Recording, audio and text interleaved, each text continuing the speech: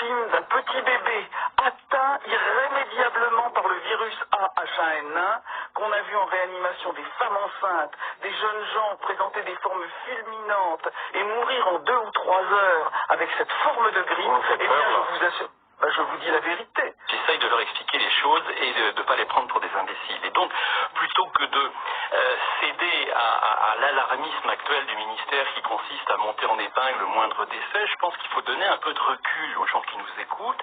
Oui, j'ai de la chance de pouvoir me faire vacciner contre la grippe parce que c'est une chance, parce que la grippe est une grippe dangereuse, qui peut être dangereuse pour des personnes qu'on n'a pas l'habitude de voir attaquées par la grippe, en particulier des jeunes enfants, des personnes jeunes. La jeunesse et l'état de bonne santé ne protègent pas contre cette Mais forme de aujourd'hui, grippe. le danger est réel. Aujourd'hui, la question elle est très simple, c'est premièrement, où elle est cette pandémie, où elle est cette épidémie? On apprend aujourd'hui, on vient nous le dire à la télé, les Français l'ont entendu, il y avait en fait que 4% des gens qui étaient réputés avoir une grippe porcine qui l'avaient quand on faisait des tests. Donc clairement, c'est foutu du monde. Et donc, ma première remarque, c'est où elle est cette pandémie? Le seuil pandémique est franchi, avec 360 000 consultations par semaine, comme nous l'avons vu la semaine dernière. Le seuil pandémique est atteint, il est même largement dépassé. Faites-vous vacciner. Je redis contre Madame Bachelot, contre le directeur de la DGS, qui soit ne sont pas informés, soit mentent. Je vous dis la vérité. Que lorsqu'on va sur le site de l'agence européenne, il est écrit noir sur blanc que ce vaccin n'est pas un vaccin comme les autres, mais qu'il a été développé dans des circonstances exceptionnelles. Ils ont un vaccin sûr, ils ont un vaccin testé. Et par conséquent, on n'a pas de données suffisantes sur l'efficacité et sur la tolérance.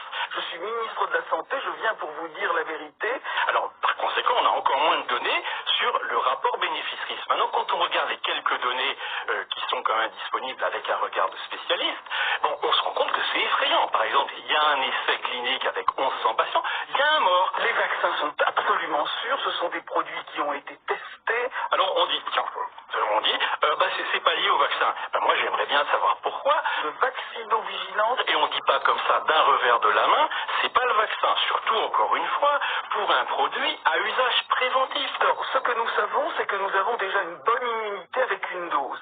Nous sommes en train de tester. Alors là, pour le spécialiste du développement pharmaceutique, pour le spécialiste du médicament, il y a déjà là un scandale palpable. C'est-à-dire que savoir si on va mettre 1, 2, 3, 10 doses ou je sais pas quoi, ça s'appelle le dose ranging, la recherche de doses. Donc c'est quelque chose qui au cours du développement se fait en phase 2, avant les essais cliniques dits de phase 3 et bien entendu avant l'AMM. Et ce serait une formidable nouvelle que nous puissions avoir une seule dose à injecter.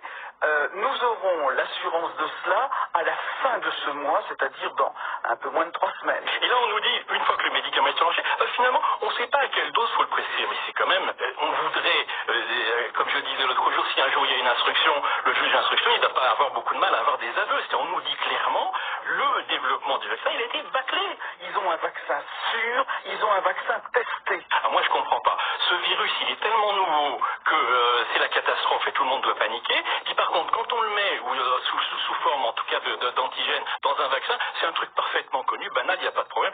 Les Français comprennent très bien qu'on se moque d'eux. Je suis ministre de la Santé, je viens pour vous dire la vérité. Les adjuvants, l'espèce, sont un petit peu un faux problème dans la mesure où moi ce que je dis c'est que le vaccin avec adjuvant il a été déjà bâclé. Alors maintenant, pour faire plaisir aux gens, on dit on va vous faire un vaccin vite fait bien fait sans adjuvant, mais il va être encore plus bâclé. Je veux mener cette opération dans la plus totale transparence. Ah là, je crois que c'est un scandale qui doit être médiatisé à sa mesure.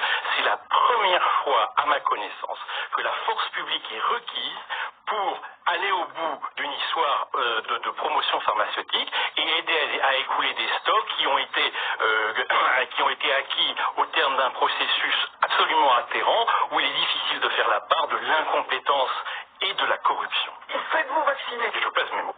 Nous avons négocié ces vaccins au plus juste. Nous nous sommes entourés des meilleurs experts de la constitution des prix pharmaceutiques. Faites-vous vacciner pour vous, protégez-vous, pour protéger vos proches. Les bénéfices de la vaccination sont immenses. Et bien entendu, si le vaccin est défectueux, la responsabilité des laboratoires est totalement engagée. Je vous dis la vérité. Je suis ministre de la Santé, je viens pour vous dire la vérité. Faites-vous vacciner, faites-vous vacciner. Ah là, je crois que c'est un scandale qui doit être médiatisé à sa mesure, où il est difficile de faire la part de l'incompétence